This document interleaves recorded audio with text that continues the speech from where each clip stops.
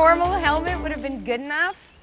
There is a reason I am wearing my high-frequency energy/image detector helmet. And that reason is all around us right now.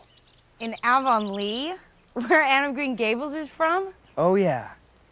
The spirit of Anne of Green Gables can be felt very, very strong here.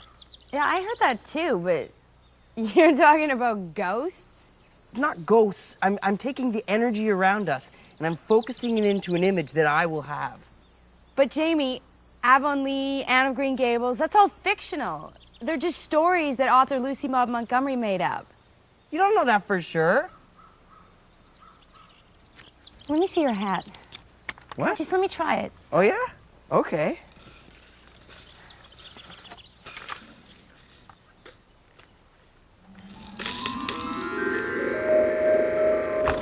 Jamie! What? Look! Oh, what? Look! Come on, we gotta go! Gotta go where? I saw her. It's like a little girl with braids right through there. It's working? Jamie! Oh! Come on, we gotta go! Ha ha ha, you don't have to tease me, okay? This is real. I have worked on this for days, okay? I don't appreciate that. Okay, just let me go see. I'm serious. I'm not joking, Jamie. Come on! Bossy! Come on, I'm serious!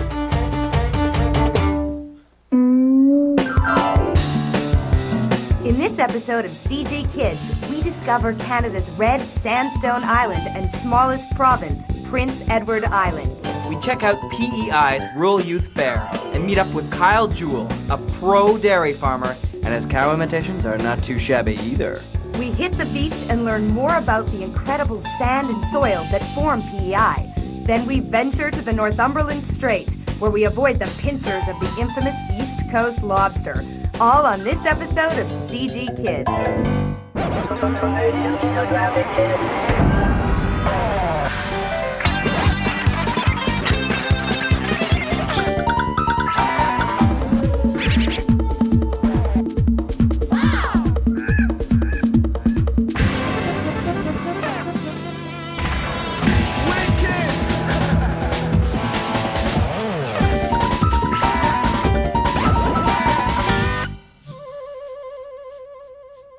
This is Prince Edward Island, the only province in Canada that is completely separate from the North American mainland. Now, PEI, for short, is on the east coast of Canada and is our smallest province. Although PEI is small, only 5,660 square kilometers, it has a population of 138,928 people, making it the most densely populated province in Canada. This mighty little province isn't far from New Brunswick and Nova Scotia, separated only by a body of water known as the Northumberland Strait. In 1997, at the strait's narrowest point, a 12.9-kilometer bridge was completed, linking PEI with New Brunswick. This bridge is called the Confederation Bridge. It's one of the longest bridges in the world. Another really wicked thing about Prince Edward Island is the red soil. See, PEI is made up completely of sandstone, and the red in the soil is rust. See, the soil is so rich in iron that it actually rusts when water and oxygen oxidize it. Another benefit to having soil so rich in iron is potatoes. This is a potato field. PEI is pretty well the potato capital of Canada. And in 1 year, they can produce up to 1.32 million tons of potatoes. That's a lot of French fries. So the rich soil and the temperate climate make PEI perfect for not only potatoes, but vegetables, hay, barley, even livestock. Farming is the #1 industry on the island.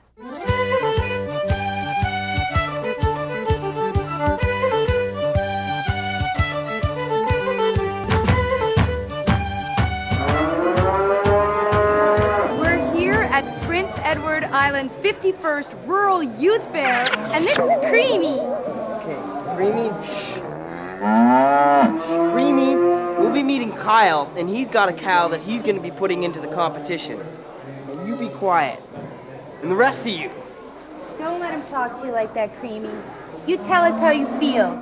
The youth fair is held every year. 500 kids from across the island present their livestock and agriculture projects to be judged.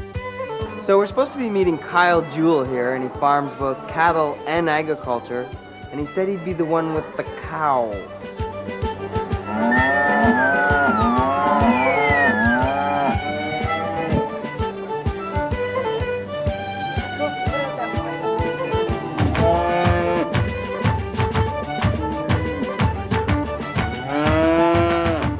Jamie and I split up to find Kyle, but I found the small animal competition instead. And it was bunny judging time. So I thought I'd give it a try.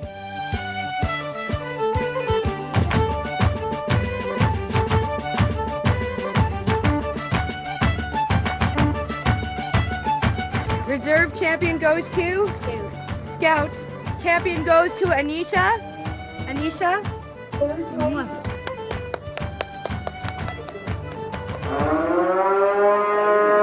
We are here with Jennifer Campbell, and she has a cow here named... Miss Kelly. Okay, so how do you get the hair to stick up like this? Mostly we just start by blowing it out like I was doing, and then we put in a show foam, which is just like hairspray for people. Just spray here on top of the cow. Is Yeah. that too much? Nope, that looks good. La, la, la. Oh, perfect. La, la, la. Look at how beefy this cow is. And then if you want to look good, of course, you can just get a little on there. Do you want me to comb it in for you? Sure, sure. There you go. Look at the nice Thanks. spikes. Am I award winning? Oh, yes. Do I look First beefier? place. Smarter? First place. Okay, good. When we finally find Kyle, he's already in his showmanship competition with his cow, Fran. The Rural Youth Fair is very important to kids on the island. They and their animals are judged on quality and presentation, and all of their hard work is rewarded. Kyle received 7th place out of 25.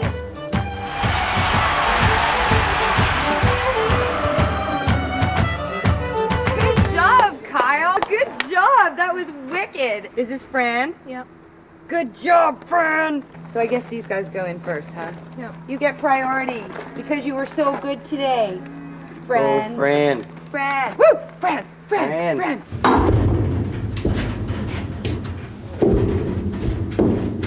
One more. Oh. In you go. Big trip home. I'm gonna ride in the front. So the cows and us head back to Kyle's farm just outside PEI's capital city of Charlottetown. The Jewels have 450 acres of land and have been farming for over 20 years. So, Kyle, how does your day start? Usually by putting the cows in and start to milk the cows. And that's like about an hour? Yeah, hour, 2 hours. And you do that in your pajamas? No, my overalls. Some people get dressed in the morning, Jamie. So what else do you do around the farm besides milking the cows and stuff? Well, in the winter we work like beavers to get our food for the winter for the cows. You and- work like beavers? Yeah. How does a beaver work? hard. Hard. Do you drive that tractor? Yep. Do I drive that tractor? You can if you want. Okay, first one to the tractor gets to drive! I am the winner! Do you have the keys? When did you get your license to drive a tractor? Last week. Got your license last week? Mm-hmm. I trust you.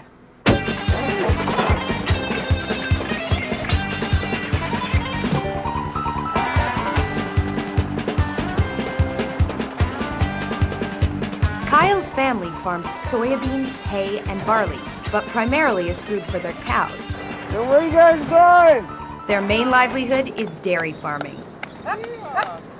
So how many cows do you have here? Around 43 in here now. 43 cows, mowing away. This is great. Excuse me. You mind if I take a little handful? What is it that we're eating here? Barley, soybeans, wheat, fermentation, and molasses. I'll have a soybean. Okay. What is it? It's got like a muesli smell. It's like a bowl of oats. And is this what their main diet? Or they eat grass too, I Yeah, guess? they eat grass or in the winter silage, hay silage that we make in the summer. Cows like their grain, and grain's just like French fries to them every day. They love it, huh? Yeah, They love don't their like grain. change in their diet. Right. Do the cows have different kinds of moods for different emotions? Yeah, I think so.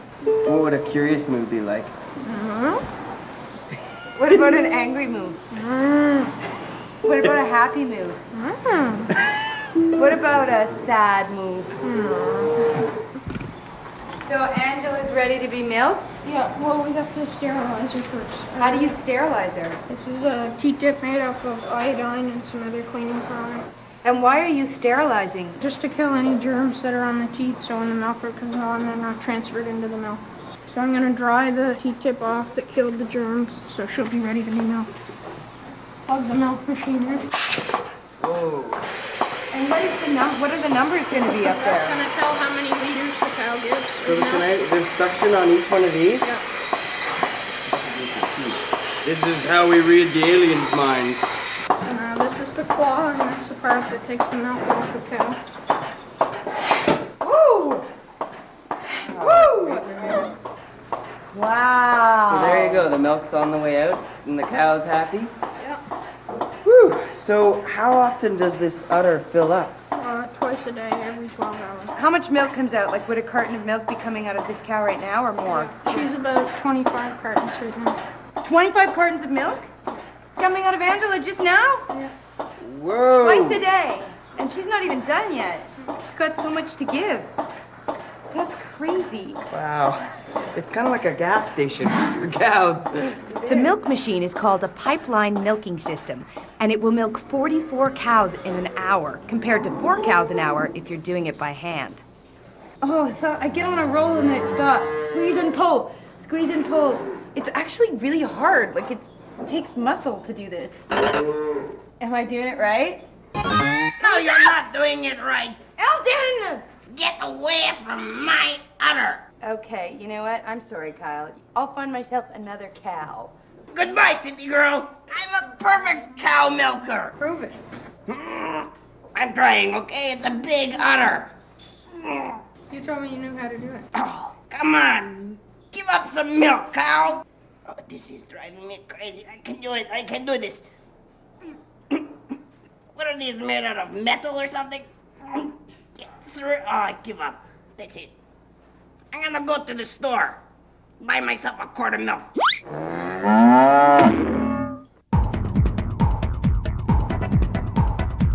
Hey guys, it's triviography time! And today's question is, what's Jimmy doing? No, that's not the question. The question is, what is a crumbles? Crumbles? Oh, I see what you're doing. Oh, and Crummels is not your favorite brand of cookie. And it's nothing that gives you hives or anything. We'll give you the answer straight up later on.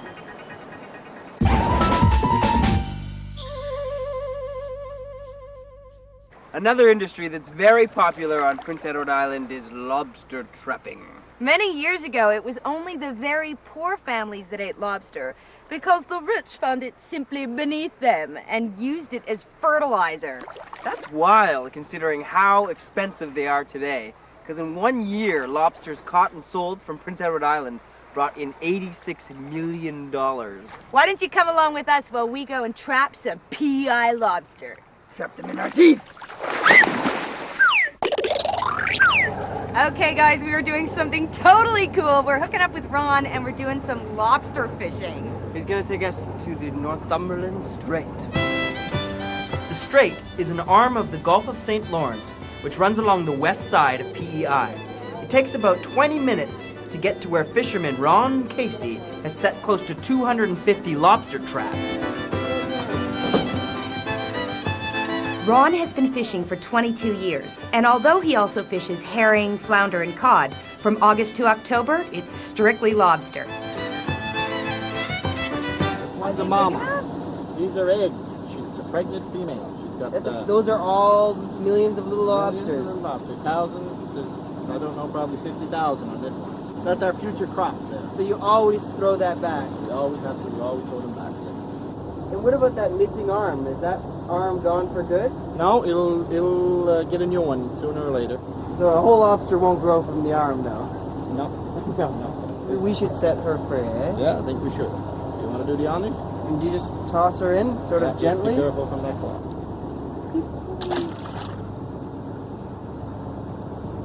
So this is not a pregnant lobster. Not pregnant. But are you allowed to keep this guy? Yep.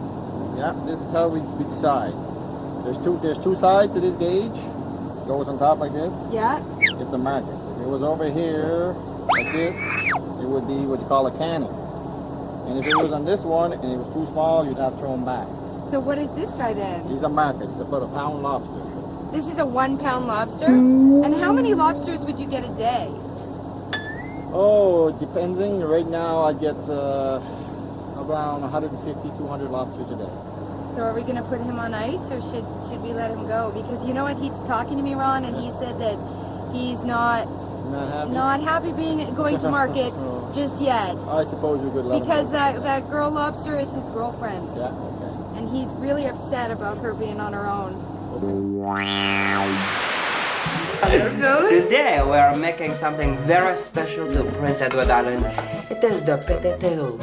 Oh, you can do so many things with the potato, and that's why today We will mash. darling, don't forget, you can also saute potatoes. You can. You're mashing the potatoes! This way.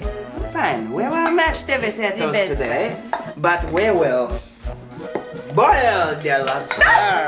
Yes, that's what's out. I am going to prepare the water.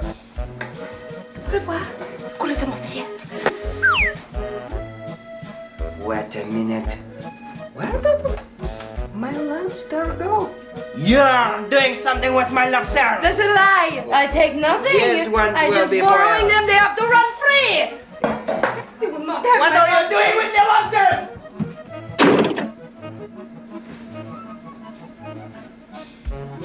Today we will be making just potatoes, but we will be boiling them. Okay, guys, remember the question? What is a crummelt? A krummelt is a German word for a stunted, crooked tree, which is basically what it is. Which is basically what you are, Jamie. Stunted and crooked. That's very funny. You mean stunted like I can do stunts?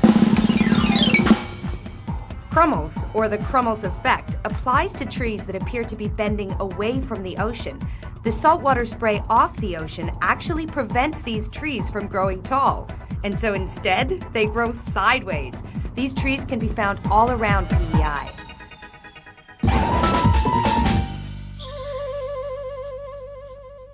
Hey guys, we're here at PEI National Park and we're hooking up with Lindsay. And she's gonna take us beachcombing. Beachcombing. Hi guys. Hey Lindsay, how you doing? Good. Hello, good to hello. see you. How are you doing today? I'm pretty good. How are you? Good. Great day on the All island. No right. complaints. I was just down here actually looking at the sandstone a little bit earlier, just kind of scoping out the grounds. Did you know PEI is made up 100% of this sandstone? I knew that. Did you know that? I knew that too. Oh, we both goodness. knew that. This stuff right here, if you rub your hand on it, you'll see you get a really red color off it. You see that? It's a sedimentary rock, and what that means is that it breaks apart really easily and it erodes. See the red that you have on your hand now? Yep. We call this hematite. And the hematite gives the stone its red color. Now what happens is sometimes parts of this cliff break out into the ocean, and the ocean acts like a great big washing machine. And these little sand grains are left to be deposited by the waves again along our shore, and that's how the beaches are formed here in Prince Edward Island. So what exactly is this area, this part? This down here Yeah. along the beach, this is the intertidal zone. And that's just the point at which is in between where the low tide and the high tide is on Prince Edward Island. This is where we find a lot of the different kinds of shells. A lot of the mussels will wash up through here. A lot of clams live down in here. Moon snails, periwinkle snails. This is where a lot of the creatures will live. Let's find some good pieces of kelp. That's a good piece. Let's find a piece. How about we'll do a beach find, okay? You have to find a piece of this kelp that's still got its stem and its holdfast, which looks like a root attached. Ready? Race is on. Go. Nope. I got it. No, you missed the holdfast. The whole I got it. You did do it, Jenny. That's good. This is a brown seaweed. It is a kelp. And this species right here is called laminaria. And laminaria is easy for me to remember because look, it looks like lasagna noodles. And if you look at this is another piece of kelp. And this kind of kelp is actually called sea colander.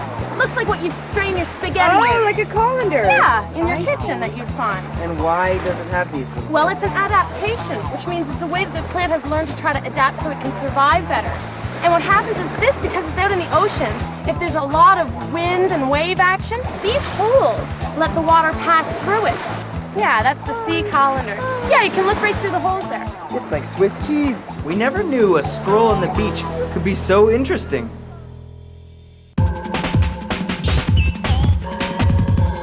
Hey, here at the Ontario Science Centre, you can really see the underwater continental shelf off the east coast of Canada. This submerged land shelf surrounds Nova Scotia, Prince Edward Island, and Newfoundland. You can see how it suddenly drops off to deeper water over here. A lot of marine life like to hang out on the shallower continental shelf. And this is why it's a great place for fishing. It's hard to believe that over 250 million years ago, a mountain ridge known as the Acadian Mountains once stood where Nova Scotia and New Brunswick are. Rocks and stuff eroding off the mountains and then falling into the large ocean basin below actually created Prince Edward Island. Let's find out how. You see, different types of rock sediments wore off the ancient mountains and slid down into the basin below. Over time, they started to build up and compress together to form the layered sandstone bedrock that makes up Prince Edward Island today. Some of these sediments within the soil have a lot of iron in them. And just like this screw, they rust. It's the combination of water and air that causes the iron in the soil to rust and creates the red sandstone of PEI. This rust is called hematite, and it helps hold all the particles in the soil together. Over time, this screw would actually turn into a red powder. This is why you definitely wouldn't want to leave your bike out in the rain.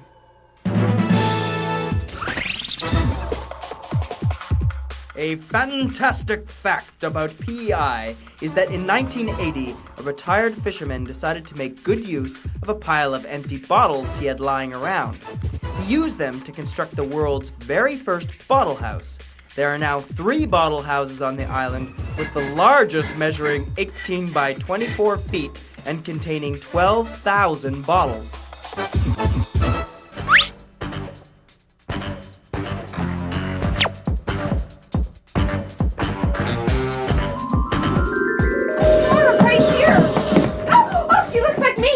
Oh, it's my reflection. Come on. I did. I saw her. About? She was there.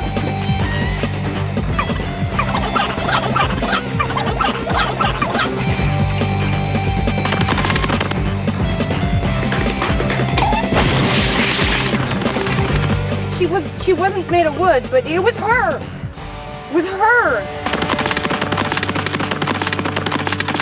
Jennifer? Jamie, no, this No, is can Anne we- of Green Gables' schoolhouse. If she's gonna be anywhere, she's gonna be there. Here, give me your ghost hat. Let's just stop, okay? It doesn't work. I can handle it. If one of my inventions doesn't work, let's just go. Let's just go. Fine. I saw her. I know, but She was there. I totally saw her. Not worried about it. Well, I'm Prince Edward Island born and I'm Prince Edward Island bred. And when I die, I'll be Prince Edward Island dead. For it's Prince Edward Island, Island, Prince Edward Island, Island, Prince Edward Island, P-E-I! Some travel east and some travel west, but where they go, they know PEI's the best. For it's Prince Edward Island, Island, Prince Edward Island, Island, Prince Edward Island, P-E-I!